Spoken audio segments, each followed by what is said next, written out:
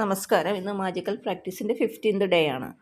ഇന്ന് മാജിക്കൽ ആരോഗ്യമാണ്. എന്ന് വെച്ച് കഴിഞ്ഞാൽ നമ്മുടെ ഏതെങ്കിലും ശരീരഭാഗങ്ങൾക്ക് എന്തെങ്കിലും ബുദ്ധിമുട്ടുകൾ അനുഭവപ്പെടുന്നുണ്ടെങ്കിൽ അതിനെപ്പറ്റി നിഷേധാത്മകമായി ചിന്തിക്കാതെ അതിൻ്റെ നല്ലത് മാത്രം, അത് നമ്മളുടെ ആരോഗ്യം 100% ശരിയാവുകയാണെങ്കിൽ നമ്മൾ എങ്ങനെ ആയിരിക്കും പ്രവർത്തിക്കുക എന്നുള്ളത് നമ്മൾ വിഷ്വലൈസ് ചെയ്ത് എന്നിട്ട് ഗ്രാറ്റിറ്റ്യൂഡ് എഴുതണം.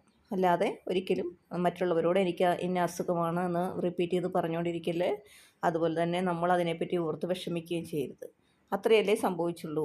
ഞാൻ ഇത് പെട്ടെന്ന് മാറിയിട്ട് ആ ഒരു നിലയിലാകുമെന്ന് നമ്മൾ എപ്പോഴും വിഷ്വലൈസ് ചെയ്യണം. അത് തന്നെ നമ്മളെ ഗ്രാറ്റിറ്റ്യൂഡ്. എൻ്റെ ഹൃദയം 100% ആരോഗ്യത്തോടെ പ്രവർത്തിക്കുന്നതിന് നന്ദി, എൻ്റെ വൃക്കകൾ പ്രവർത്തിക്കുന്ന നന്ദി എന്നുള്ള രീതിയിലാണ് നമ്മൾ എഴുതേണ്ടത്. അതായത് നമ്മൾക്ക് എന്തെങ്കിലും ഒരു ചെറിയ ഇഷ്യൂ ഉള്ളപ്പോൾ നമ്മളതിനെ വലുതാക്കരുത്.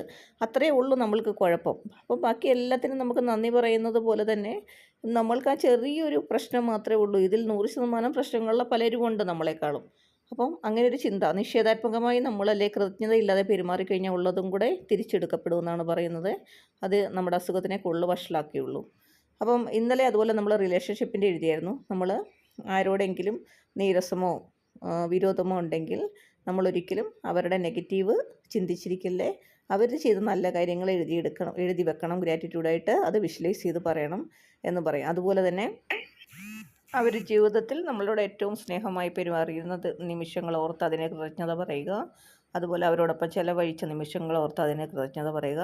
ഇനി ഡിവോഴ്സ് ആയ ഒരാളാണെങ്കിൽ പോലും ഒരിക്കലും നമ്മൾ ആളിനെ പറ്റി കുറ്റം പറയാതെ, നിങ്ങൾ ഉള്ളത് കൊണ്ടാണ് അന്ന് കുട്ടികളെ വളർത്താൻ കഴിഞ്ഞത്, അല്ല നിങ്ങളുള്ളത് കൊണ്ടാണ് എനിക്കന്ന് അവിടെ പോകാൻ കഴിഞ്ഞത് എന്നുള്ള രീതിയിലുള്ള ഗ്രാറ്റിറ്റ്യൂഡാണ് പറയണമെന്ന് പറയുന്നത്. കാരണം എന്താണെന്ന് വെച്ചാൽ നമ്മൾ നെഗറ്റീവായിട്ടുള്ള ചിന്തകൾ ആലോചിച്ചാൽ നമ്മൾക്കത് വിഷമം ഉണ്ടാക്കും. അത് നമ്മളിലെ ഹോർമോൺ വേരിയേഷൻസ് ഉണ്ടാക്കും, നമ്മുടെ ഉറക്കം കുറയും, അങ്ങനെ പല കാരണങ്ങളുണ്ടാകും. ഈ ഹെൽത്തിൻ്റെ കാര്യത്തിൽ അത് തന്നെയാണ്.